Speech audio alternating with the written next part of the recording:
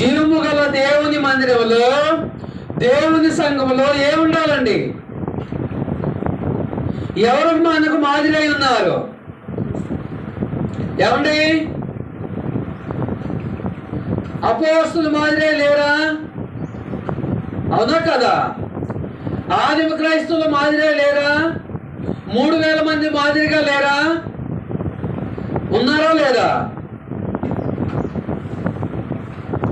చూడండి, 1 తిమోతి పత్రిక 3వ అధ్యాయం 15వ వచనాన్ని గమనించండి ఒకసారి. చదవగలిగిన సహోదరులు ఎవరైనా ఉంటే చదవండి. 1 తిమోతి 3వ అధ్యాయం 15వ వచనము.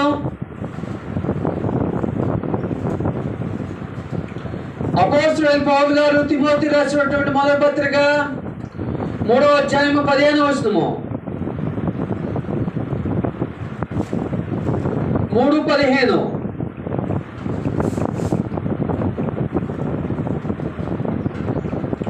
అయినను నేను ఆలస్యము చేసిన యెడల దేవుని మందిరములో, అనగా జీవము గల దేవుని సంఘములో జనులు ఎలాగూ ప్రవర్తింపవలెను. జనులు ఎలాగో అనే దగ్గర పుట్ పాయింట్ లో 3 అని ఉంది చూడండి. కింద 3లో ఉందో చూడండి. లేక నీవెలాగూ ప్రవర్తింపవలెను, లేక నీవెలాగూ ప్రవర్తింపవలెను అంటే జీవము గల దేవుని సంఘంలో, సంఘం అంటే ఏంటండి? అనేక సభ్యుల అవయము, అవునా కదా? అనేక అవయవాలు కలిగినటువంటి సంఘము. ఆ సంఘము ఆ యొక్క శరీరము. ఆ శరీరము ఎవరి శరీరమైనది?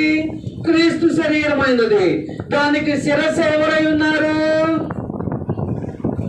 దానికి శిరస్సు ఎవరై ఉన్నారండి? 9 సంవత్సరాల క్రితము ఇక్కడ నేను ప్రారంభించా కాబట్టి శిరస్సు నేనా? క్రీస్తు. కాబట్టి చాలా మంది ఆ యొక్క సంఘానికి ఫౌండర్ నేనని చెప్పుకుంటున్నారు. కాబట్టి అది లేఖనానుసారంగా రైటా రాంగా? భూమి మీద ఫౌండర్ అనే వ్యక్తి ఒకే ఒక్కడు, ఆయన దేవుడు, ఆయన క్రీస్తు. అవునా కదా? కాబట్టి జీవము గల దేవుని సంఘములో జనులలాగా ప్రవర్తింపవలను, అది నీకు తెలియవలనని. ఎందుకు తెలియాలి? ఏమండి? జీవము గల దేవుని సంఘంలో జనులు ఎలాగ ప్రవర్తించాలో అనేది నేను ఎందుకు తెలుసుకోవాలి? ఎందుకు తెలుసుకోవాలి? ఎలాగ ప్రవర్తించమన్నాడు ఆ విషయాన్ని నేను తెలుసుకున్నట్లయితే, అలాగూ గనక నేను ప్రవర్తించినట్లయితే, మరణం వరకు అలాగూ నేను నమ్మకంగా ఉన్నట్లయితే, దేవుడు నాకేమిస్తానన్నాడు? నిత్య జీవాన్ని ఇస్తానన్నాడు. అదే రీతిగా అలాగూ ఎందరైతే ప్రవర్తిస్తారో వారందరూ కూడా దేవుడు ఏమిస్తాడు? నిత్య జీవాన్ని ఇస్తాడు. కాబట్టి అసలు మనము ఎలాగో ప్రవర్తించాలో తెలియకుండా ఉంటే, చాలా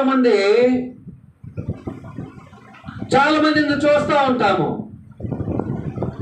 చాలా మంది భౌతికంగా వారి వృద్ధాప్య స్థితి వచ్చిన తర్వాత కూడా ఏ సమయంలో ఏది మాట్లాడాలో కూడా తెలియదు. చాలా మంది కూర్చొని అనుకుంటా ఉంటారు, వీళ్ళకి వయసు పెరిగింది కానీ జ్ఞానం పెరగలేదండి. అదే రీతిగా నేను సంఘంలోకి, నేను క్రీస్తులోకి వచ్చి 20 సంవత్సరాలు అవుతుంది, 30 సంవత్సరాలు అవుతుంది, 40 సంవత్సరాలు అవుతుంది అన్నది విషయం కాదు.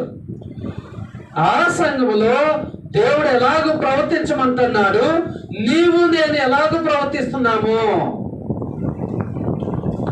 ఎందుకంటే ఒక కంపెనీలో ఉద్యోగానికి వెళ్ళేటప్పుడు ఆ కంపెనీ యొక్క రూల్స్ అండ్ రెగ్యులేషన్స్ ను మనం ముందుగానే స్టడీ చేయాలి. ఎందుకంటే అలాగూ స్టడీ చేయకపోతే, ఆ యొక్క రూల్స్ రెగ్యులేషన్స్ తెలుసుకోకపోతే ఆ కంపెనీలో మనం ఎక్కువ కాలం మనుగడ సాగించలేము. కాబట్టి ప్రియ సహోదరి సహోదరులారా, జీవము గల దేవుని సంఘములో ఎలాగ ప్రవర్తించాలి? జీవము గల దేవుని సంఘములో అపోస్తులు ఎలాగ ప్రవర్తించారు? ఎలాగ ప్రవర్తించారండి? వాళ్ళు ఎక్కడో యెరూషలేములో ప్రారంభమైన సంఘము ఎక్కడి వరకు సువార్తను వ్యాప్తి చెందారు? వ్యాప్తి చెందించారు, భూదిగంతముల వరకు. అవునా? ఈ సువార్త వ్యాప్తి చెందించే విషయంలో, భూదిగంతముల వరకు సువార్త వ్యాప్తి చెందించే విషయంలో 2 స్టేల్ బిల్డింగ్ కట్టించాలని ఆశపడ్డారా? మంచి కారు కొనుక్కోవాలని ఆశపడ్డారా? తన కుటుంబంలో మంచిగా సౌకర్యాలు ఉండాలని కోరుకున్నారా? వాళ్ళు ఎలాగ ప్రవర్తించారండి? వాళ్ళు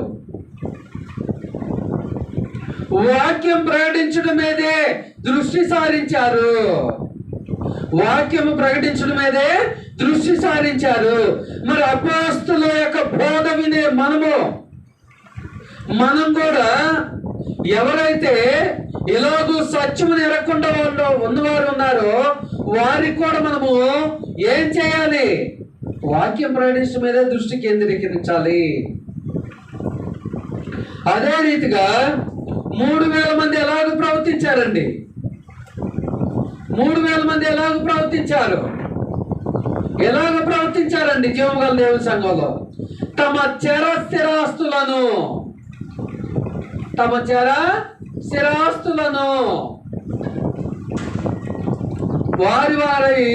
వారి తమ చర స్థిరాస్తులను అమ్మి వారి అక్కర కొలది వారికి పంచిపెట్టారు. అవునా కదా? అక్కర కొలది పంచిపెట్టారు. ఆ యొక్క యెరూషలేము పట్టణానికి ఆ యొక్క పెంతెకోస్తు దినాన అనేక వేల మంది వచ్చారు. 3000 మంది పేతురు గారి వాక్యాన్ని విని మారు మనసు పొంది క్రీస్తునందు బాప్తిజం పొందారు. ఆ 3000 మంది ఆ యొక్క యెరూషలేము పట్టణంలో ఒక 10 రోజులు ఉన్నారు, ఒక నెల ఉన్నారు, ఒక సంవత్సరం ఉన్నారు. పరిశుద్ధ గ్రంథం అయితే మనకు తెలియజేయలేదు. కానీ వీళ్ళు ఈ 3000 మంది ఎన్ని రోజులు ఉన్నా కూడా అక్కడ స్థానికంగా ఉన్నవారు ఏం చేశారంటే తమ చర స్థిరాస్తులను నమ్మి ఎవరికి కూడా ఎటువంటి లోటు లేకుండా వారి తోటి సహోదరుల పట్ల ప్రేమను చూపారు. మరి నేటి క్రైస్తవ సంఘాల్లో ఇలాంటి ప్రేమ ఉంటుందా? మన తోటి సహోదరుడుకు ఏదైనా అత్యవసరం వచ్చినప్పుడు మనం కనీసం మాట సహాయం చేసే స్థితిలోనైనా ఉన్నామా? లేదంటే ఆ యొక్క సహాయం పొందుకోవాల్సిన వ్యక్తి నా వర్గానికి సంబంధించిన వాడేనా, నాకు సంబంధించిన వాడేనా అని ఆలోచన చేస్తున్నామా? నిజంగా మన చర స్థిరాస్తులను అమ్మే ఆ యొక్క ఆలోచన ఇప్పుడు క్రైస్తవుల్లో ఎవరికి లేదు, నాతో సహా. కనీసము మాట సహాయం చేసే ఆ మనసన్న మనలో ఉందా? మాట సహాయం చేసే మనసన్న మనలో ఉందా? వారి యొక్క ఆ అవసరతలను గుర్తించే మనసన్న మనకుందా? ఉందండి. ఇప్పుడు క్రైస్తవ సంఘాల్లో ఉంటున్నాయా? ఈ ప్రేమలు ఉన్నాయా నిజంగా? కానీ ఉండాలనేది దేవుని ఆజ్ఞ కాదా? అలాగ ఉన్నారా లేదా? మరి అప్పుడు 3000 మందికి ఇప్పుడు మన టెక్నాలజీ ఉందా అంటే లేదు. అవునా? మనకు మాదిరిగా మనం లోకల్లోకి వెళ్ళాలంటే 1 కిలోమీటర్ వెళ్ళాలంటే బైక్ లేకుండా వెళ్ళలేకపోతున్నాం. అవునా? లేదంటే మన స్తోమత బట్టి కారు, లేదంటే ఫ్లైట్. ఈ రకంగా మనము ఎంతో టెక్నాలజీని వాడుతున్నాము. ఈనాడు అరచేతిలో ప్రపంచాన్ని చూస్తున్నాము మొబైల్ ద్వారా. మరి ఇంత టెక్నాలజీని అనుభవిస్తూ కూడా ఎటువంటి టెక్నాలజీ లేని స్థితిలో ఈ 3000 మంది సంఘంలో ఎలాగ ప్రవర్తించారో వీళ్ళు 100% ప్రవర్తించగలిగినప్పుడు మనం కనీసం ఒక 30% కూడా ప్రవర్తించలేమా? అసాధ్యమా? దేవుడు మనకు అంత స్థితి లేకుండా ఇచ్చాడా? స్థితిని ఇచ్చాడు. కానీ ప్రేమ చూపే మనసు లేదు. అదే 2 కొరింథీ 13 అంటున్నాడు, ప్రేమ చూపుటకు ప్రయాసపడుడి. వీళ్ళు కూడా ఈ 3000 మందిని ఈ తమ చర స్థిరాస్తులను అమ్మటానికి వారి అక్కడ కొంత పంచిపెట్టడానికి స్థానికంగా యెరూషలేము పట్టుటి విశ్వాసులు కూడా ప్రయాసపడి ఉండారా? ప్రయాసపడలేదా? అయినా సరే నా తోటి సహోదరుల యొక్క అక్కరలను తీర్చాలనే ఆ కోరిక, ఆ అపేక్ష బలమైనటువంటి కోరిక వాళ్ళలో ఉన్నది. ఈనాడు నీలో నాలో ఉన్నదా ప్రియ సహోదరుడా? ఒకవేళ ఉంటే ఎందుకు సంఘములో బేదవారిగా మారిపోతున్నారు, ధనికులుగానే ఉండిపోతున్నారు అనేది ఒకసారి ఆలోచన చేసుకోవాలి. సంఘములో ఉండి అర్హులైన వారికే సహాయం చేయలేని మనసు మనకుంటే ఇంకా మనము ధనాదులకు ఏమి సహాయం చేయగలము? వారి అక్కలను ఏమి గుర్తించగలము? ఈనాడు క్రైస్తవ సమాజంలో చాలా మంది లగ్జరీ లైఫ్ అనుభవించే వాళ్ళు లేరా? వాళ్ళ స్థానిక సంఘాల్లో భేదవాళ్ళే లేరా? వాళ్ళ స్థానిక సంఘాల్లో ఆకలికి అలమటించే వాళ్ళు లేరా? కానీ అక్కడ ఏం లేదంటే ప్రేమ లేదు. ప్రేమ లేదు. కానీ ఆ ప్రేమను కొన్ని వేల సంవత్సరాల కంటే ముందుగా యెరూషలేము పట్టణంటి స్థానిక సంఘ సభ్యులు కలిగి ఉన్నారు. ఈనాడు మనం కూడా కలిగి ఉండాలని దేవుడు తెలియజేస్తున్నాడు. ఆ తర్వాత ఆ 3000 మంది 5000 మంది అయ్యారు, 5000 మంది 10,000 మంది అయ్యారు. వాళ్ళు కూడా ఎలాంటి ప్రేమనే చూపారు. కాబట్టి ఆ వాక్యం ఎక్కడో యెరూషలేములో ప్రారంభమైన సువార్త నేడు మన వరకు వచ్చిందంటే అపోస్తులు ప్రయాసపడ్డారు, ఆదిమ క్రైస్తవులు ప్రయాసపడ్డారు, ఆ తర్వాత వచ్చిన తరములు కూడా ప్రయాసపడ్డారు. జీవము గల దేవుని సంఘంలో వాళ్ళు ఎలాగ ప్రవర్తించాలో తూచా తప్పకుండా అలాగ ప్రవర్తించారు. కాబట్టే ఇవాళ మనము ఈ రీతిగా ఈ యొక్క పరిశుద్ధ గ్రంథాన్ని చదువుకోగలుగుతున్నాము. కాబట్టి ప్రియ సోదరుడా, ఎందుకు జీవముల దేవుని సంఘములో నేను ఎలాగూ ప్రవర్తించాలో నేనెందుకు నేర్చుకోవాలంటే దేవుడు ఎలాగ ప్రవర్తించమన్నాడో అది నేర్చుకుంటే నిజంగా నేను అలాగ ప్రవర్తించగలుగుతున్నానా లేదా? ఒకవేళ ప్రవర్తించకపోతే నేను సరి చేసుకోవాల్సిన విషయాలు ఏమిటి అనేది మనం ఆత్మ పరిశీలన చేసుకోవాలి. మనందరం కూడా పరిపూర్ణము కాదు. కాబట్టి ప్రతి విషయాన్ని గురించి ఆత్మ పరిశీలన చేసుకోవాలి. అవునా కదా? ఆత్మ విమర్శ చేసుకోవాలి. నేను చేసినటువంటి పనిలో, నేను మాట్లాడిన మాటలో ఏమైనా తప్పిదాలు ఉన్నాయా, దేవునికి విరోధంగా ఏమైనా మాట్లాడగలిగానా అనేది ఆలోచన చేసుకోవాలి. నిజంగా ఈవేళ ఒక గ్రామంలో లేదంటే ఒక పట్టణంలో ఒకే పేరుతోటి సంఘాలు 2-3 ఎందుకుంటున్నాయి అంటే ఒక సామాజిక వర్గం ఉన్నోళ్ళు ఒక ఏరియాలో కూడుకుంటారు, ఇంకో సామాజిక వర్గం ఉన్నోళ్ళు ఒక ఏరియాలో కూడుకుంటారు. అంటే వీరిరువురికి ఏం లేదని అర్థము? సమాధానం లేదు, ప్రేమ లేదు, సాంగత్యం లేదు, సహోదర భావం లేదు. అవునా కదా? ఆనాడు యేసుక్రీస్తు ప్రభువారు అపోస్తలులందరినీ 12 మందిని ఒకే రీతిగా చూశాడా? 12 మందిని 12 రకాలుగా చూశాడా? ఆయన 5,000 మందికి ఆహారాన్ని పెట్టాడు, 4,000 మందికి ఆహారాన్ని పెట్టాడు. ఆ 4,000 మందికి 5,000 మందికి ఆహారాన్ని పెట్టినప్పుడు ఆయన కూడా ఒక వర్గాన్ని ఒక చోట, ఒక వర్గాన్ని ఇంకో చోట కూర్చోబెట్టి పెట్టాడా? ఒక వర్గాన్ని ఒక చోట కూర్చోబెట్టి వాక్యం చెప్పాడా? మరి ఈ విధానాలన్నీ ఎక్కడి నుంచి వస్తుంది అంటే జీవము గల దేవుని సంఘములో జనులు ఎలాగో ప్రవర్తించాలో వాళ్ళకు తెలియదు. కాబట్టి అలాగూ ఒకే పేరు పెట్టుకుంటున్నారు కానీ 2-3 ప్రదేశాల్లో కూడుకుంటున్నారు. కానీ అది సరైన విధానం కాదని దేవుడు తెలియజేస్తున్నాడు.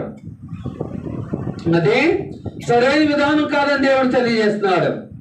కాబట్టి ఇప్పుడు సహోదరి సహోదరుడా, ఇంకా మనం ముందుకు వెళ్ళినట్లయితే క్రీస్తు సంఘమును స్థాపింపక మునుపు భూమి మీద ఏం జరుగుతుండేవి? క్రీస్తు సంఘమును స్థాపింపక మునుపు భూమి మీద యుద్ధాలు జరుగుతుండేవి, అవునా కదా? అంటే ప్రపంచంలో శాంతి లేదు, సమాధానం లేదు.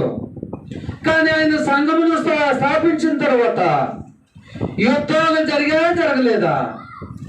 యుద్ధాలను ఆపాడు. ప్రపంచానికి ఏం నేర్పాడు? సమాధానముగా ఉండడం నేర్పాడు, శాంతిగా ఉండడం నేర్పాడు, అవునా కదా? యెషయా గ్రంథము 2వ అధ్యాయము, యెషయా గ్రంథము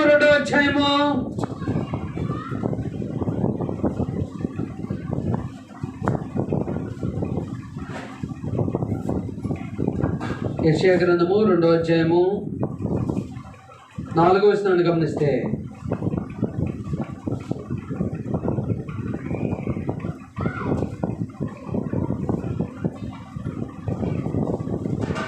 యెషయా గ్రంథము 2వ అధ్యాయము 4వ వచనము, ఆయన మధ్యవర్తి అయి, ఆయన ఎవరండి?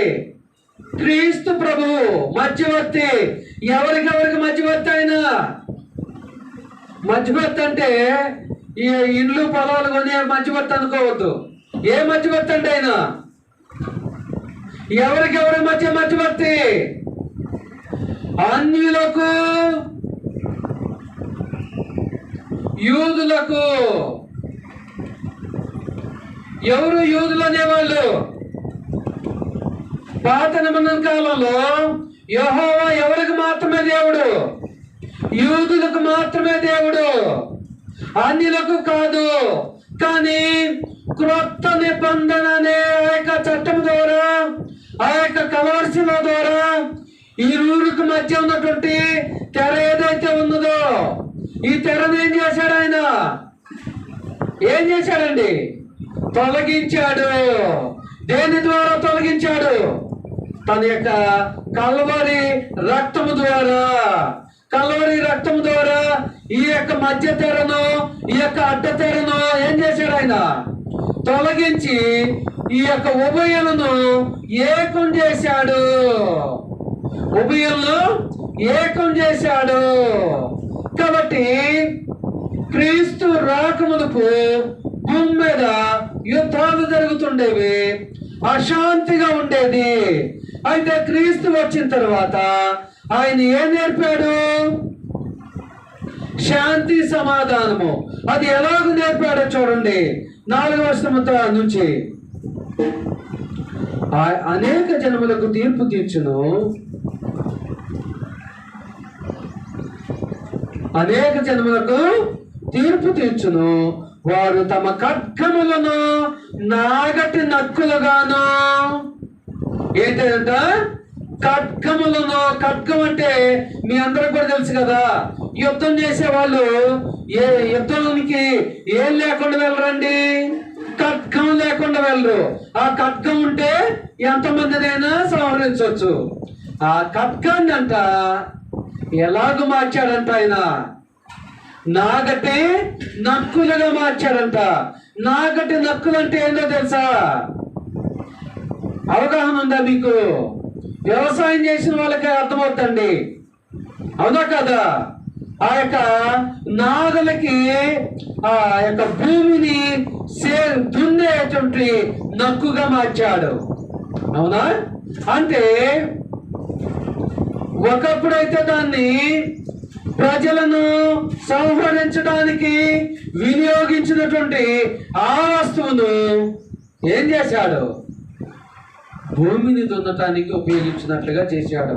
అనగా అర్థం ఏంటంటే ప్రజలకు సమాధానాన్ని దయచేసి ఉన్నాడు. ప్రజలకు సమాధానాన్ని దయచేసి ఉన్నాడు.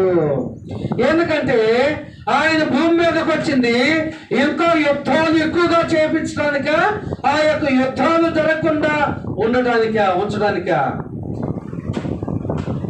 ప్రేమను గురించి చెప్పాడు, శాంతిని గురించి నేర్పాడు. నేర్పటం మాత్రమే కాదు, ఆయన చెప్పటం మాత్రమే కాదు, దాన్ని తన జీవితం ద్వారా జీవించాడు. అవునా కాదా?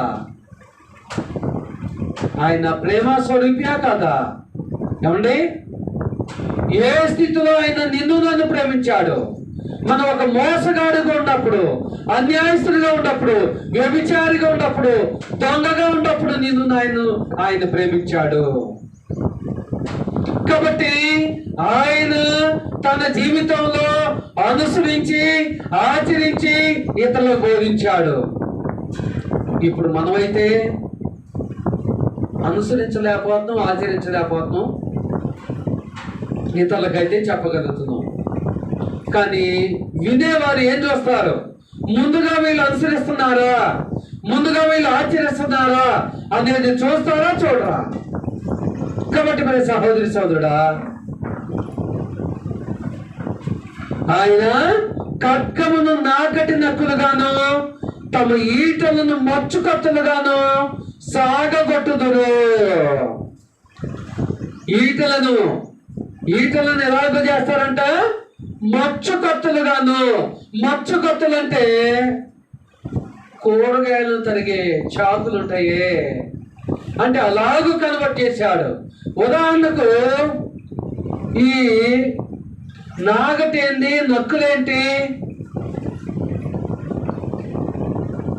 ఈ యొక్క మచ్చు కత్తులేంటి అంటారా? భౌతికంగా చూసుకుంటే నాగటి నక్కులుగాను ఈటలను మచ్చు కత్తులుగాను ఆయన మార్చాడని తెలుసుకుంటున్నావు కదా. అవేంటి తెలుసా? ఆత్మ సంబంధంగా వీటి గురించి ఆలోచన చేస్తే, దేవుని ఎరకమునుపు నీ హృదయం నా హృదయం ఎలాగుంది? ఎవరి మీద కోపం వస్తే వారిని చంపివేయాలి, ఎవరైనా నా పని కట్టేస్తే వాళ్ళని సంహరించాలి అనే కఠినమైన హృదయం నుండి ఎలాగ మార్చాడంట? ప్రేమ కలిగి ప్రేమ చూపించే హృదయంగా మార్చాడంట. కాబట్టి ఆ భౌతికంగా చూస్తే నాగటిని నక్కులుగా మార్చాడు, మచ్చు యొక్క ఈటలను మచ్చు కత్తులుగా మార్చాడు. కానీ ఆత్మ సంబంధంగా చూస్తే ఇలాగూ ప్రేమ చూపే వారిగా మనల్ని దేవుడు మార్చాడంట. దేవుడు మారిస్తేనే మనం మారామా? మారకుండా మనంతటా మనం మారామా? ఎవరైనా ఏమండి, దేవుడు నాకు అసలు చూపకుండా నా అంతటిగా నేనే మారాను, ఇంకో చిన్ననాటి నుండి మీకు తెలుసో తెలీదు, నేను చిన్ననాటి నుండి సండే స్కూల్లో పెరిగాను, దేవుని భయంలో పెరిగానంటే అబద్ధం అని దేవుడు చెప్తున్నారు. రోమపత్రిక 3:23 ప్రకారము ఏ భేదములు లేదు, అందరూ పాపం చేసి దేవుడు అనుగ్రహించి మహిమను పొందలేకపోతున్నారు. కాబట్టి ఈ భూమి మీద నువ్వు మనిషిగా బ్రతికినప్పుడు, జన్మించినప్పుడు ఏదో విషయంలో పాపం చేస్తున్నావు. కాబట్టి ప్రియ సహోదరి సోదరుడా, నీ హృదయాన్ని, అందుకోసమే నీ హృదయాన్ని ఎవరికి సమర్పించాలి? దేవునికి సమర్పించాలి. ఆ హృదయంలో ఏమున్నది? కక్షలు, కార్పణ్యాలు, ద్వేషాలు, ఈర్ష్యలు ఇవన్నీ ఉన్నాయి. క్రీస్తు వచ్చిన తర్వాత కక్షలో ఉన్నటువంటి హృదయంలో ఏం ప్రతిష్ఠించాడు? కరుణ ఉన్నట్లుగా. అవునా? ద్వేషం ఉన్నటువంటి హృదయంలో దయ, అవునా, కరుణ. పగ ఉన్నటువంటి హృదయంలో ప్రేమ. ఇదండి ఈ యెషయా గ్రంథము 2వ అధ్యాయము 4 నుంచి 4వ వచనానికి ఆత్మ సంబంధంగా మనము అర్థం చేసుకోవడానికి ఇది. అంటే రాతి గుండెలను దేవుడు ఎలాగ మార్చాడు? మాంసపు గుండెలుగా మార్చాడు. అనగా రీమాల్ చేశాడని కాదండి అర్థము, అలాగూ మార్చివేశాడు.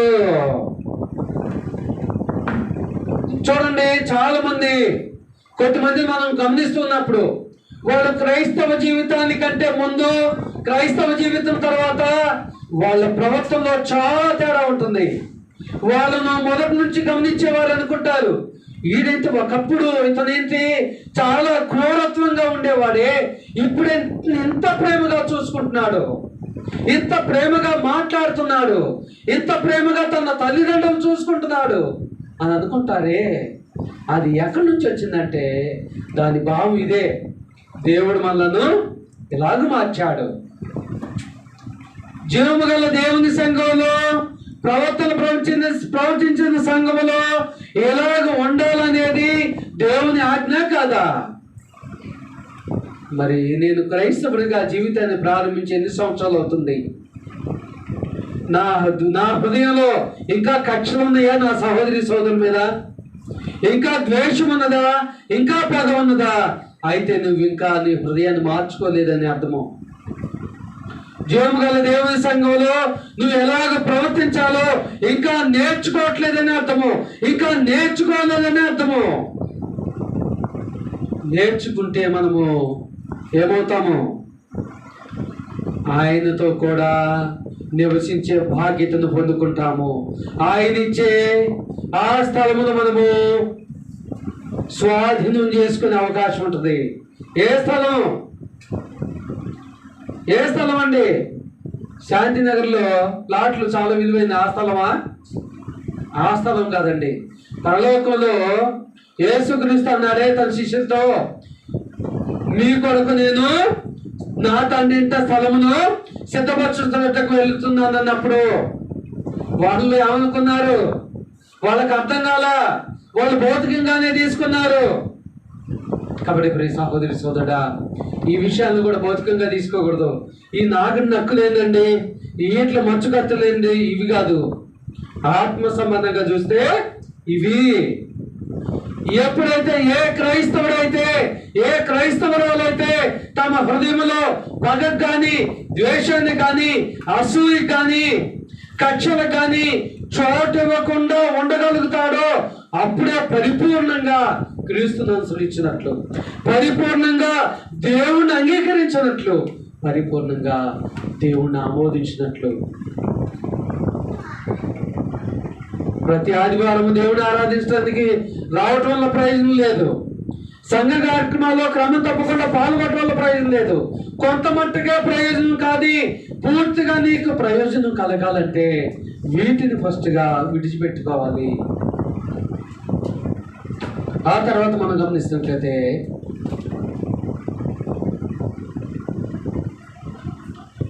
మరి ఇలాంటి రాజ్యంలో, ఎలాంటి రాజ్యము? ఇలాంటి రాజ్యం అండి, శాంతి, ప్రేమ, సమాధానం గల ఈ సంఘం అనే రాజ్యములో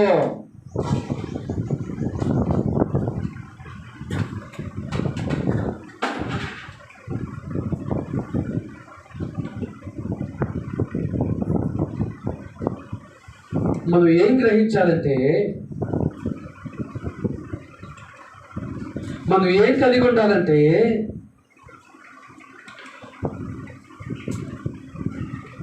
యెషయా గ్రంథము 11వ అధ్యాయం 3వ వచనాన్ని గమనిస్తే, ఇదే యెషయా గ్రంథము 11వ అధ్యాయము 3వ వచనాన్ని గమనిస్తే,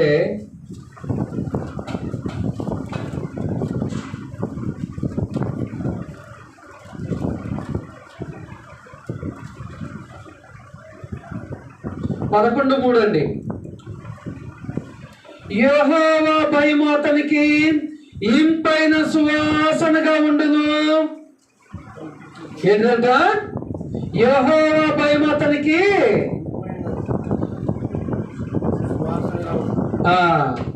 యెహోవా భయం అంటే చూడండి, తండ్రి పని చేయటం అనేది క్రీస్తుకు ఇంపైన సువాసనగా ఉంటుంది. అందుకొరకే ఆయన భూమి మీద ఉన్నప్పుడు అనేక సందర్భాల్లో తెలియజేశాడు, నా తండ్రి చిత్తాన్ని జరిగిస్తాను నేను వచ్చానని. ఈనాడు భూమి మీద క్రైస్తవురాలుగా జీవించే నీవు నేను కూడా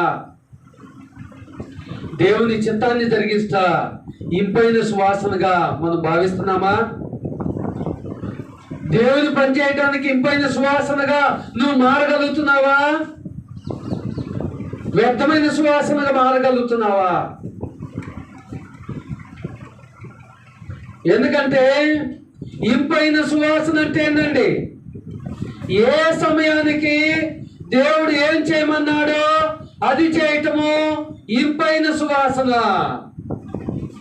దేవుడు ఏ సమయానికైతే చేయమన్నాడో ఆ సమయానికి కాకుండా నాకు ఇష్టం వచ్చిన సమయానికి చేయటము. ఉదాహరణకు ఒక సమయం అనుకున్న తర్వాత ఆ సమయానికి వచ్చి దేవుడిని ఆరాధించట ఇంపైన సువాసన. ఇంకా మనం గమనిస్తే ఇదిగో దేవుడు అన్యాయం చేయొద్దు అన్నాడు, మోసం చేయొద్దు అన్నాడు, అది దేవునికి ఇంపైన సువాసన. అదే ఇంపైనది కానిదంటే దుర్గంధమైన సువాసన. అంటే దుర్గంధపు వాసన అంటే ఏందండి? అన్యాయం చేసే మనసు కలిగి ఉంటాం, ద్రోహం చేసే మనసు కలిగి ఉంటాం, ఒకళ్ళ ఆస్తిని అన్యాయంగా కోరుకునే మనస్సు ఉంటాం. కాబట్టి జీవముగల దేవుని సంఘంలో దేవుడు ఎలాగ ఉండాలని కోరుతున్నాడా? ఎలాగ ఉండాలని కోరుతున్నాడు? ఇతరులది ఎవరిది ఆశించొద్దని చెప్తున్నాడు. అవునా? నిర్గమాకాండంలోనే చెప్పాడు, ఇజ్రాయేలుకే చెప్పాడు. అంటే పాత నిబంధన కాలంలోనే శ్రేష్టము కానీ పాత నిబంధనలోనే అంత రూఢిగా చెప్పాడంటే మనం ఇంకా శ్రేష్టమైన నిబంధనలు ఉన్నాం. మనం ఇంకా ఎంత గట్టిగా ఆచరించాలి. అర్థమవుతుందా ప్రియ సహోదరి సోదరుడా? కాబట్టి దేవునికి సువాసనగా ఉన్నావా, దుర్వాసనగా ఉన్నావా అనేది ఆలోచన చేసుకోవాలి. ఉదాహరణకు సమరీపట్నంలో ఆ సమరీ స్త్రీతో ఒక సందర్భంలో యేసుక్రీస్తు మాట్లాడుతున్నప్పుడు ఆయన మాట్లాడుతున్నాడే మనం పట్టణానికి వెళ్ళి భోజనం తెద్దామని శిష్యులు వెళ్ళారు. తిరిగి వచ్చిన తర్వాత అయ్యా భోజనం చేయమన్నప్పుడు నేను ఆల్రెడీ భోజనం చేశాను, మీరు చేయండి అని అంటాడు. అప్పుడు వీళ్ళు ఏమనుకుంటారంటే మనం వెళ్ళొచ్చేటప్పుడు ఈయనకి ఎవరో తీసుకొచ్చి పెట్టుంటారు, ఈయనకి తినుంటాడు, అందుకోసమే నాకు వద్దన్నాడు అని అనుకుంటారు. కానీ ఈయన అక్కడ భోజనం చేశానంది భౌతికమైన భోజనానికి వచ్చి కాదు, ఆత్మ సంబంధమైన భోజనానికి వచ్చి నా తండ్రి పని చేయటమే నాకు ఆహారమైనది, దాహమైనది అని చెప్పాడు. ఏమైంది చెప్పాడండి? నా తండ్రి పని చేయటమే నాకు ఆహారమైనది, దాహమైనది. అది శిష్యులకు అర్థం కాల. అర్థం కాక వాళ్ళు తప్పుగా అర్థం చేసుకుంటున్నారు. ఇప్పుడు కూడా యేసుక్రీస్తుని గురించి ప్రకటించమందేమో ఒక రీతిగా ప్రకటించమన్నాడు, ప్రకటించేదేమో ఒక రీతిగా ప్రకటిస్తున్నారు. మన సువార్త గుడికిలో కూడా చెప్పా, యేసుక్రీస్తు గురించి లోకానికి వెళ్ళి అపోస్తులు ఏమని ప్రకటించారండి? ఇదిగో యేసుక్రీస్తుని నమ్ముకోండి, మీరు 2 స్టేర్ల బిల్డింగ్ కడతారు, 10 లక్షల కారు కొంటారని చెప్పారా? ఏం ప్రకటించారు వాళ్ళు? ఆయన నీ కొరకు నా కొరకు ఎలాగూ మరణించాడు, నీ కొరకు నా కొరకు ఎలాగూ సమాధి చేయబడ్డాడు, నీ కొరకు నా కొరకు ఎలాగూ తిరిగి లేపబడ్డాడు, దాని గురించి మాత్రమే ప్రకటించారు. తండ్రి చిత్తం కూడా అదేనా? క్రీస్తు కూడా అదే ప్రకటించారా? అపోస్తులు కూడా అదే ప్రకటించారా? ఆదిమ క్రైస్తవులు కూడా అదే ప్రకటించారా? మరి ఇప్పుడు మనలో ఎందుకు మార్పు వచ్చింది? ఎందుకు మార్పు వచ్చిందంటే వాళ్ళలో స్వార్థం లేదు, మనలో స్వార్థం ఉన్నది. వాళ్ళలో ఏం లేదు, స్వార్థం లేదు. ఏ స్వార్థం లేదు. మత్తయి సువార్త 19వ అధ్యాయం 27వ వచనం మీరు ఒకసారి గమనిస్తే వాళ్ళు ఎలాగో యేసుక్రీస్తు వాక్యాన్ని ప్రకటించారండి. సమస్తమును విడిచిపెట్టి, పేతురు గారు అంటున్నారా అంటలేదా? దాని ముందు 10 వచనాల్లో ఒక ధనవంతుడైన యవనస్తుడు ఆయన వచ్చి నేను పరలోకాన్ని పొందుకోవాలంటే ఏం చేయాలని అడిగినప్పుడు, ఇదిగో నువ్వు ఇచ్చేయాలి అన్నప్పుడు, నేను ఇవన్నీ చేస్తున్నాను అన్నప్పుడు దేవుడు ఏమంటాడు? ఇదిగో నీవు నీ ఆస్తి నమ్మి పేదలకి ఇవ్వు అన్నప్పుడు అతను ఏం చేస్తాడు? వ్యసన పడుకుంటూ వెళ్ళిపోతాడు. ఆ సందర్భంలో పేతురు గారికి కొద్ది తొందర ఎక్కువ కదా, వెంటనే అడుగుతాడు ఏమని?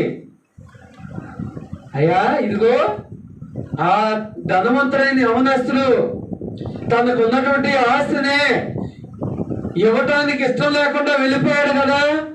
మరి మేమైతే సమస్తాన్ని విడిచిపెట్టాం కదా. సమస్తాన్ని అంటే ఆ తర్వాత 28-29 వచనాలు ఉంటుంది, 29 వచనాలు ఉంటుంది మత్తయి 19:29లో. తర్వాత చదువుకోండి ఇంటికి వెళ్ళిన తర్వాత. అన్నదమ్ములైను, అక్క చెల్లెండ్రులైను, భార్యలైను, బిడ్డలైను, పొలాలైను, ఏండ్లైను సమస్తాన్ని విడిచిపెట్టారంట. విడిచిపెట్టడం అంటే మళ్ళీ తప్పుగా అర్థం చేసుకోబాకండి. దేవుని అనుసరించే విషయంలో, దేవుని అనుసరించే సమయంలో, దేవునికి కేటాయించవలసిన సమయంలో మాత్రమే విడిచిపెట్టారు. మిగతా సమయంలో కూడా విడిచిపెట్టారని అర్థం కాదు. ఈవేళ నా కుటుంబం కొరకు 2 స్టేర్లు బిల్డింగ్ కట్టాలని నేను ఆశపడుతున్నా. ఎందుకంటే కుటుంబం గురించి ఆలోచిస్తున్నా. నా బిడ్డలు మంచి ఉన్నతంగా చదువుకోవాలంటే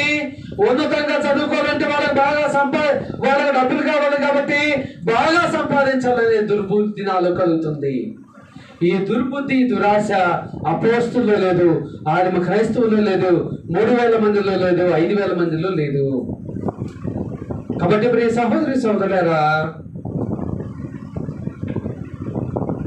యేసుక్రీస్తు మాదిరిగానే తండ్రి చిత్తాన్ని జరిగిష్టమే నాకు ఆహారమైనది, నాకు దాహమైనదని ఇక్కడున్న మనలో ఎంతమంది గ్రహించామండి? ఎంతమంది గ్రహించడానికి ప్రయత్నం చేస్తున్నాం? అది ఎలాగో తెలియపరచాలి. చాలా మంది కూర్చునేటప్పుడు ఏసయ్య, పడుకునేటప్పుడు ఏసయ్య, లేచేటప్పుడు ఏసయ్య అంటారు. ఈ ఏసయ్యలు కాదు. అర్థమైందా? రోజుకు 30 సార్లు ఏసయ్య అంటే వల్ల ప్రయోజనం లేదు. ఒకవేళ దేవుని పని చేసేటప్పుడు సమయానికి వాటర్ తాగటానికి వాటర్ లేవు, అప్పుడు మనం సడుక్కోవాలా, కొనుక్కోవాలా? ఏమండి, ఎప్పుడైనా ఆలోచన చేయండి. పరిచర్య చేసేటప్పుడు మనం ఇంట్లో ఉన్న మాదిరిగా అన్ని వస్తువులు మనకు లభిస్తాయా? టైం టు టైం మనం తినగలమా? మరి తినలేమని తెలుసు కదా. మరి పరిచర్య చేసేటప్పుడు పూర్ణ మనసుతో ఎందుకు పరిచర్య చేయలేకపోతున్నాము? ఆ కమిట్మెంట్ ఎందుకు ఉండటం లేదు మనలో? కమిట్మెంట్ ఉండాలా అవసరం లేదండి. ఆ కమిట్మెంట్ అనేది సంఘంలో సువార్తికురాలికో, సంఘంలో ఏ ఒక్క ఇద్దరు సహోదరులకో, 4 సహోదరులకో ఉంటే సరిపోద్దా? సంఘంలో ఉన్న అందరికి ఉంటే సరిపోతుందా?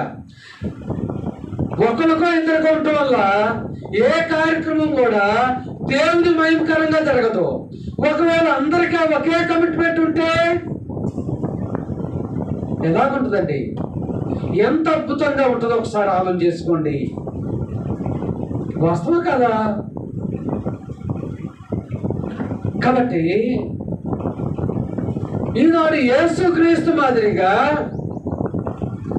సంఘ కార్యక్రమాల్లో కానీ, సువార్తికుడికిలే కానీ ఏ విషయమైనా సరే ఇది తండ్రి చిత్తము.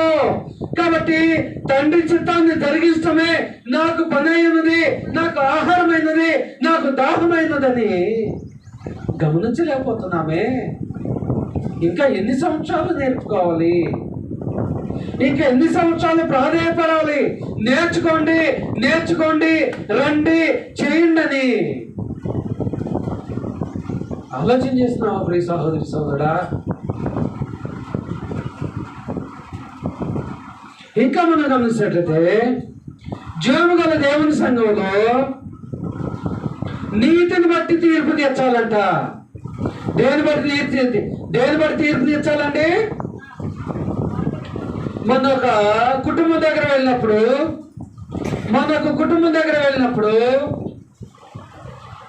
సంఘములోకి ఒక 2 కుటుంబాలు వస్తాయి. ఇద్దరు అన్నదమ్ముల మధ్య ఒక మనస్పర్ధలు వచ్చింది, ఒక విషయంలో భేదాభిప్రాయం వచ్చింది. సువార్తికుడు అన్నవాడు ఎవరి పక్షాన్ని ఉండాలండి? ఎవరైతే ఎక్కువ దశంభాగం ఎత్తున్నారో, ఎవరైతే మిగతా టైంలో అయ్యగారు అడిగినప్పుడల్లా ఎప్పుడైతే ధనాన్ని ఇస్తున్నారో బాగా, ఎవరైతే ఇంటికి వచ్చినప్పుడు చికెన్తో మటన్తో పెడుతున్నారో వాళ్ళ మాట వినాలా? ఎవరి మాట వినాలండి? సేవకుడు అనేవాడు ఎవరి మాట వినాలి? ఈయన ఎవరి ప్రతినిధిగా ఉంటున్నాడు? మరి దేవుని ప్రతినిధిగా ఉంటున్నప్పుడు దేవుడు ఎలాంటి మనసు కలిగి ఉన్నాడు? సేవకుడు కూడా ఎలాంటి మనసు కలిగి ఉండాలి? ఎవరు నాకు ఎక్కువ దశభాగం ఇస్తున్నారు, ఎవరు ఎక్కువగా సహకరిస్తున్నారు అని చూడకూడదండి. ఎవరి వైపు న్యాయం ఉన్నది? వాళ్ళు పేదవాళ్ళ, వారి మురికి వాళ్ళ, ఇంకోట అని కాదండి. ఎవరి వైపు న్యాయం ఉన్నది? అవునా? కాబట్టి జీవము గల దేవుని సంఘములో, ప్రవర్తన ప్రవచించిన సంఘములో ఎలాగ మనము తీర్పు తీర్చాలి? ఒక 5 సంవత్సరాల క్రితమో 6 సంవత్సరాల క్రితమో ఒక కుటుంబం దగ్గర పోతే, ఏమండి మా చర్చిలో ఎంప్లాయీస్ మాత్రమే ఎంట్రీ ఉంటుంది తెలుసా మీకు అన్నారు. ఎవరికి? ఎంప్లాయీస్ మాత్రమే ఎంట్రీ ఉంటుంది మీకు తెలుసా అన్నారు. అదేంటి మరి? యేసుక్రీస్తు ప్రభువారు వాక్యం చెప్పేటప్పుడు ఎంప్లాయీస్ మాత్రమే ఎంట్రీ ఉన్నది అని చెప్పాడు ఎప్పుడైనా? అపోస్తులు కూడా వాక్యాన్ని బోధించేటప్పుడు బాగా ధనవంతులను ఎంచుకున్నారా? మరి ఇప్పుడు ఎందుకు ఇలాంటి విషయాలు, ఇలాంటి దుర్బుద్ధి పడుతుందంటే, దేవుని వాక్యము తెలియని వారి వద్దకు వెళ్ళాలనే ఆశయాన్ని ఏం మింగుతుందంటే దురాశ మింగుతుంది. అవునా కదా? దుర్బుద్ధి మింగుతున్నది, కబ్జా చేస్తూ ఉన్నది. కాబట్టి ప్రియ సహోదరి సోదరుడా, యెషయా గ్రంథం 11:4 ప్రకారము మనం నీతిని బట్టి తీర్పు తీర్చాలంట. చూడండి, నీతిని బట్టి, కంటి చూపుని బట్టి అతను తీర్పు తీర్చడు. కంటి చూపుని బట్టి అంటే మనం చూసే సమయంలోనే వాళ్ళు అన్యాయం చేసే కూడా న్యాయంగా ఉన్నట్టు యాక్షన్ చేస్తారు. కాబట్టి మనం అంటే అదే లోకంలో కూడా చాలా మంది అంటూ ఉంటారు, మన కంటితో చూసింది ఏది కూడా మన కళ్ళే మనలను. నేను ఒక వాట్సాప్లో చూశాను, ఆ రేకుల మీద ఉన్నటువంటి, ఆ రేకుల కింద ఉంటే పైప్ ఏదైతే ఉందో అది మనం చూస్తే స్ట్రైట్గా ఉంటుంది, కానీ నీడలో ఎలాగుంటుందంటే ఆ రేకుల వంకర చొప్పున ఉంటుంది. కాబట్టి ఆ నీడకు నిజానికి డిఫరెన్స్ ఏందో చూపాడు. కాబట్టి నీడను మనం ఎప్పుడూ కూడా నమ్మకూడదు. మనకు కావాల్సింది నిజము. ఆ నిజమే మనలను పరలోకాన్ని చేస్తుంది. కాబట్టి ఒక క్రైస్తవుడిగా, ఒక క్రైస్తవురాలిగా సంఘములోనైనా సంఘము బయట అయినా దేని బట్టి తీర్పు తీర్చాలి? నీతిని బట్టి. ఎవరి వైపు నీతి ఉన్నది, ఎవరి వైపు అన్యాయం ఉన్నది అనేది ఆలోచన చేసుకొని అప్పుడు మనము తీర్పు తీర్చాలి.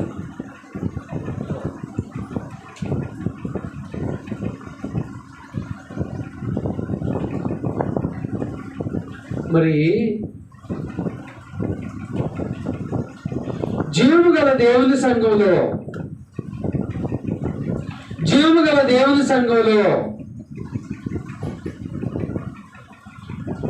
సంఘం యొక్క లేదంటే ఆ సంఘమే ఆయన రాజ్యం అన్నాడు కదా, ఆ రాజ్యం యొక్క సంస్కృతి ఎలా ఉండాలండి? సంస్కృతి అంటే ఏమంటే నాకు భారతదేశ సంస్కృతి తెలుసు, లేదంటే పాకిస్తాన్ సంస్కృతి తెలుసు, ఆ సంస్కృతి తెలుసు అంటారు. ఇంకా సంఘానికి కూడా సంస్కృతి ఉందా లేదా? ఏందో సంస్కృతి అంటే ఏందో తెలుసుకుందామండి. ఇదే యెషయా గ్రంథం 11:6-9 చూద్దాం. 8 వచనాలు.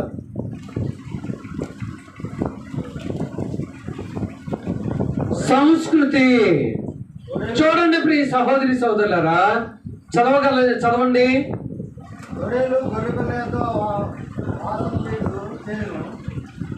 తొడేలు వాసం అనగా ఏంటండి? నివాసము.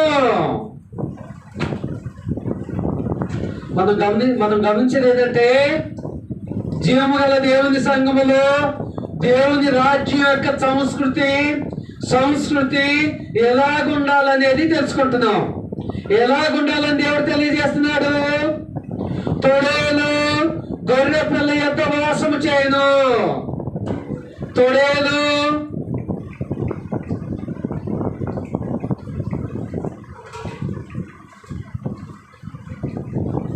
సాధ్యమండి.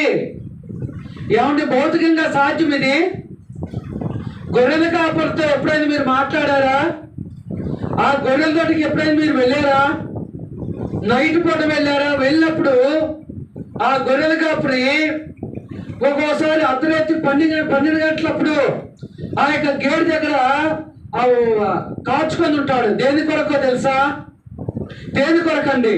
తోడేలు వచ్చి గొర్రెల మందలోకి వెళ్ళి గొర్రెల మీద దాడి చేస్తుందని. ఎందుకు? ఈ యొక్క తోడేలు అనేది గొర్రెలను చంపివేస్తుంది. తోడేలు గొర్రెలను చంపివేస్తుంది. మరి ఈ తోడేలు ఈ గొర్రె పిల్ల వాసము చేయాలి అనగా రెండు కలిసి నివాసము చేయాలి. సాధ్యమా? భూమి మీద సాధ్యము కాకపోవచ్చు. కానీ జీవము గల దేవుని సంఘంలో క్రీస్తులోకి సంఘములోకి రాకమునుపు నేను వ్యభిచారిగా ఉన్నా, మోసగాడిగా ఉన్నా, మీరు మంచివారిగా ఉన్నారు. మీరు ఎలాగుండాలట? సహవాసం చేయాలి. అంటే సహవాసం చేయాలంటే తోడేలుగా ఉన్నటువంటి నేను, గొర్రె పిల్లగా ఉన్నట్టు మీరు ఏం చేయాలి అంటే, మనలో ఎంత ప్రేమ ఉండాలి, ఎంత తగ్గింపు ఉండాలి, ఎంత ఓర్చుకునే మనసు ఉండాలి. ఉన్నదా మనకు? జీవము గల దేవుని సంఘంలో ఎలాంటి ప్రవర్తన మనం కలిగి ఉంటున్నామా? ప్రవచించిన సంఘములో, దేవుని అనాది సంకల్పంలో సంకల్పించిన సంఘములో, క్రీస్తు కట్టిన సంఘములో ఎలాగుండాలంట? తోడేలు గొర్రె పిల్ల వాసము చేయాలి. కానీ చాలా సంఘాల్లో కులాలను బట్టి, గోత్రాలను బట్టి, వర్గాలను బట్టి, వర్ణాలను బట్టి సంఘాలు విడిపోతున్నాయి. కానీ నిజమైన సంఘములో అలాగుండకూడదని దేవుడు తెలియజేస్తున్నాడు. ఇప్పుడు మనము యెషయా గ్రంథం 11వ అధ్యాయము 6వ వచనం నుంచి గమనిస్తున్నాము. రాసుకోండి, తర్వాత ఇంటికి వెళ్ళిన తర్వాత గమనించండి. ఆ తర్వాత చిరుత పులి మేక పిల్ల యొక్క పండుకొనును. ఏంటిదంట?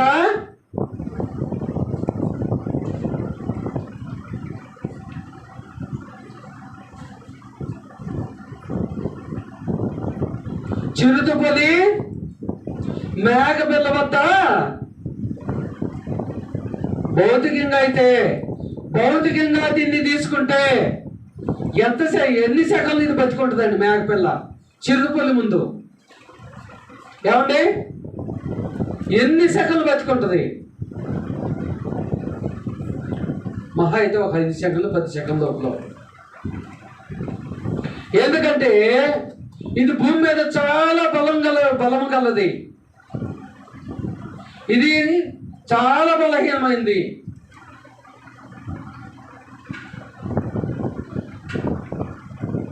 మరి జీవము గల దేవుని సంఘములో బలము గల నీవు బలహీనుడై ఉంటే నీ సహోదరితో నువ్వు ఎలాగుండాలి?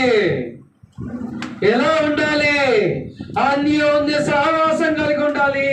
ప్రేమ ఆప్యాయతలు కలిగి ఉండాలి.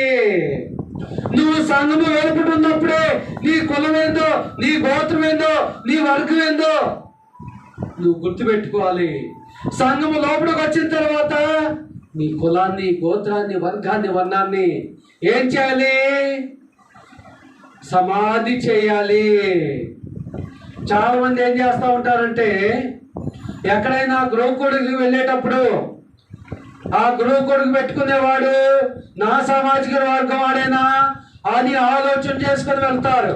కొంతమంది అయితే వెళ్ళినా కూడా భోజనం చేయరు. ఎందుకంటే వీడు నా సామాజిక వర్గం వాడు కాదు కాబట్టి నేను భోజనం చేయకూడదు అనుకుంటారు. కానీ జీవము గల దేవుని సంఘములో దేవుడు ఏం చెప్పాడు? బలము గలవాడు బలహీనుడైన వాడు సహవాసము చేయాలి. అదే క్రీస్తు తన రక్తము చేత యూదులను అన్యులను ఏకము చేశాడు. వారి మధ్య నుండి ఆ యొక్క మధ్య గోడను, ఆ యొక్క తెరను ఏం చేశాడు? చించి వేశాడు. ఆ గోడను పడగొట్టాడు. అప్పుడు ఉభయులను ఏకము చేశాడు. ఉభయులను ఏం చేశాడు? ఏకము చేశాడు.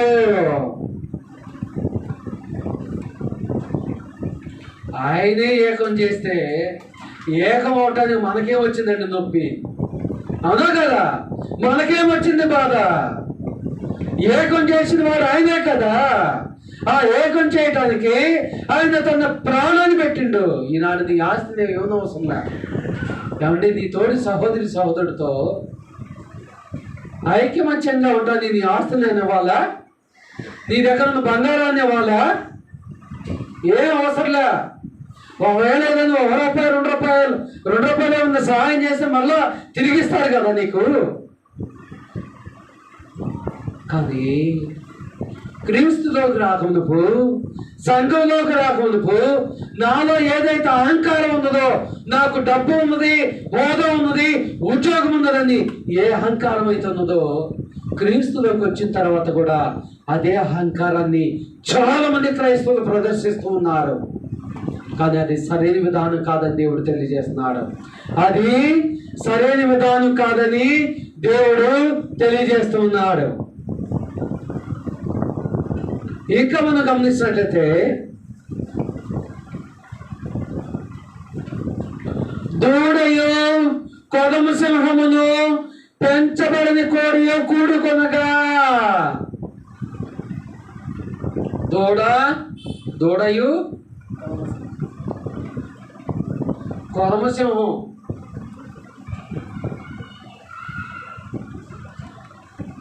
పెంచబడిన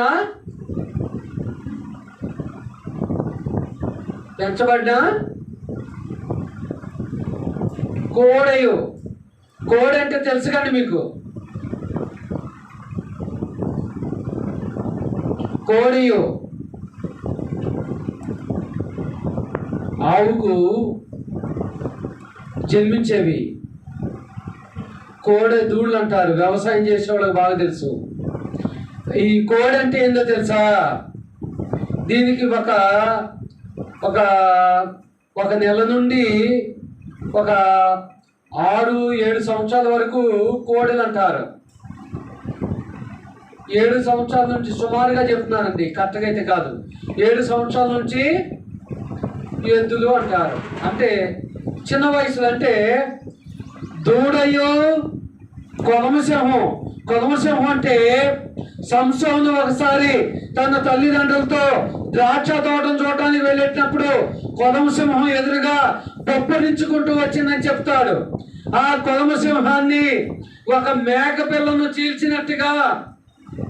చీల్చాడని చెప్తాడు. అవునా కదా?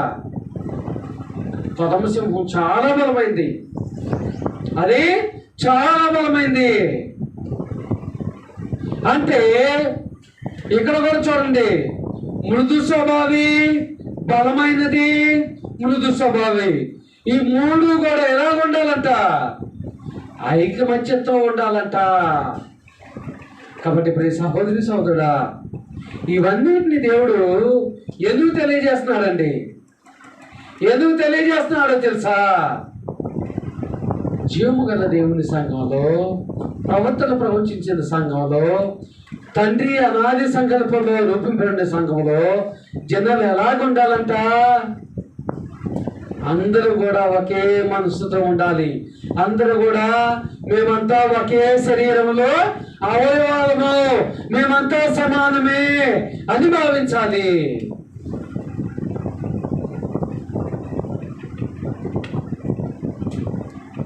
ఎవరికి కూడా హాని చేయకూడదు. ఇంకా జీవం గల దేవుని సంఘంలో జనాలు ఎలాంటి జ్ఞానాన్ని కలిగి ఉండాలంటే,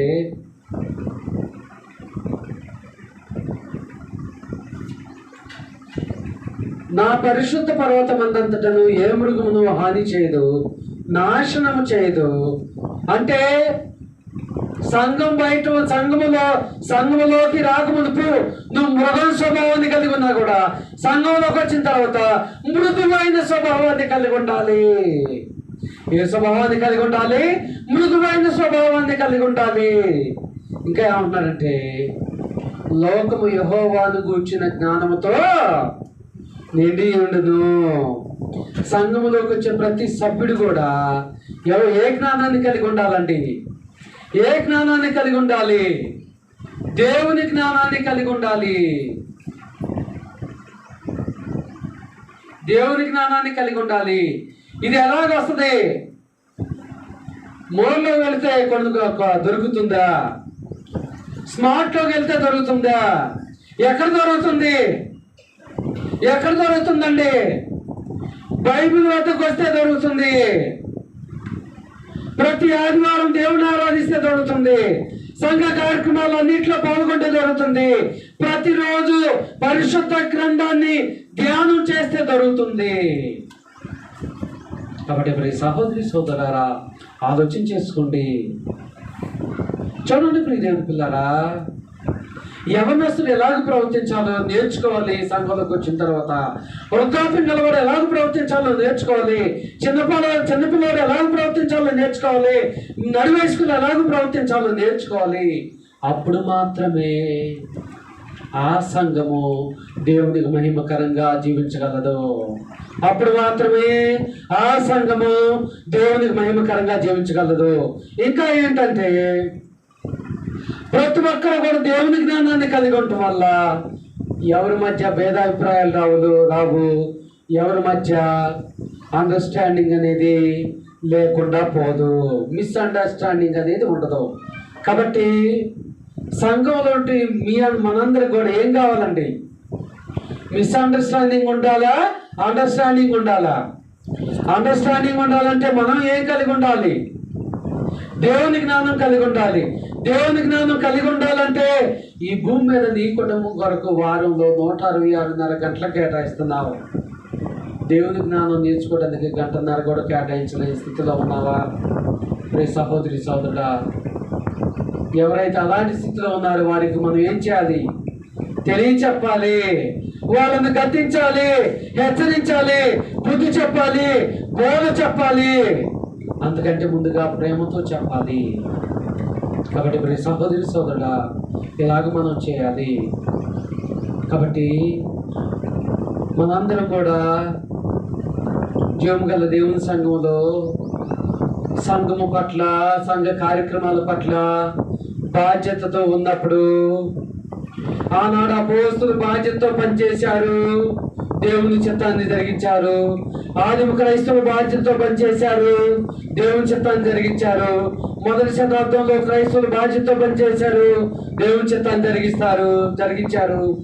ఈనాడు నీవు నేను కూడా జీవం గల దేవుని సంఘములో, ప్రవర్తించే సంఘములో, తండ్రి అనాది సంకల్పంలో సంకల్పించే సంఘములో, క్రీస్తు తన స్వరక్తాన్ని ఇచ్చి కట్టిన సంఘములో దేవుడు ఎలాగో ప్రవర్తించమని చెప్పాడో అలాగూ నీవు నేను ప్రవర్తిస్తేనే మనకు పరలోకం. కానీ బాప్తిజం తీసుకొని 1 సంవత్సరం పాటు నమ్మకం ఉండి ఆ తర్వాత నా ఇష్టానుసారంగా నేను జీవిస్తానంటే దేవుడు పరలోకాన్ని ఇస్తానంటాడా? ఇవ్వనంటాడా?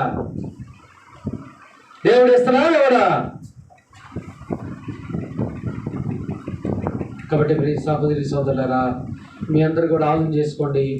ఇవాళ మనం నేర్చుకున్న సంఘం ఆ విషయం ఏంటంటే, జీవము గల దేవుని సంఘంలో జనులు ఎలాగో ప్రవర్తించాలి. జీవము గల దేవుని సంఘంలో జనులు ఎలాగో ప్రవర్తించాలి. అవునా కదా? సంఘము సహవాసం ఎలాగ ఉండాలి? సంఘంలో ఉన్న ప్రతి ఒక్కరి భావన ఏమై ఉండాలి? సంఘంలోకి వచ్చే మనందరం కూడా సంఘం వెలుపట ఉన్నప్పుడు నువ్వు దొంగగా ఉంటున్నావా, వ్యభిచారిగా ఉన్నావా, అన్యాయస్తులుగా ఉన్నావా, దోపిడిదారుగా ఉన్నావా సంబంధం లేదు. సంఘంలోకి వచ్చిన తర్వాత ఎలా ఉండాలి? ప్రతి ఒక్కరు కూడా ఎలాగ ఉండాలండి? దేవునిని అనుసరించే, దేవునికి ఇష్టమైన రీతిలోనే ఉండాలి. అందుకోసమే మన పిల్లలు వెళ్ళే స్కూళ్ళకి కానీ, కాలేజీలు కానీ, మనం ఉద్యోగం చేసే కంపెనీలో కానీ ఒక డ్రెస్ కోడ్ అనేది పెడతారు. ఎందుకో తెలుసా? డ్రెస్ కోడ్ ఎందుకండి? అందరూ కూడా సమానమే. చూడండి, ఎప్పుడైనా ఫ్రైడేనే ఎప్పుడో ఒకసారి నార్మల్ డ్రెస్ వేసుకొని రమ్మంటారు, అవునా? అప్పుడు ఖచ్చితంగా భేదాభిప్రాయం కనిపించింది. ఎవరి స్థితి చొప్పున వాళ్ళు వేసుకొని వస్తారు. కానీ ఎప్పుడైతే యూనిఫామ్లో వెళ్ళినప్పుడు చాలా బాగుంటుంది, అవునా కదా? అందరూ కూడా ఒకే రీతిగా ఉంటారు. ఆ రీతిగా మనం కూడా తెల్లటి వస్త్రాలు వేసుకోవాలి, అవునా? ఏమండి? తెల్లటి వస్త్రాలు వేసుకోవాలా? వస్త్రం అని హృదయాన్ని తొడుక్కోవాలా? దేన్ని ధరించుకోవాలి? వస్త్రం అనే హృదయాన్ని. ఆ హృదయంలో ఏముండకూడదు? ద్వేషము, అసూయ, కక్షలు, కార్పణ్యాలు, పగ, ప్రతీకారం ఉండకూడదు. కాబట్టి అలాగే మనందరూ కూడా దేవునికి ఇష్టమైన రీతిలో మనందరూ కూడా ఉండాలని మీ అందరికీ ప్రేమతో తెలియజేసుకుంటూ, ఓర్పుతో శ్రద్ధ ఉన్నట్టు మీ అందరికీ ప్రభు పేట వందనాలు తెలియజేస్తున్నాను. మీ అందరికీ వందనాలండి.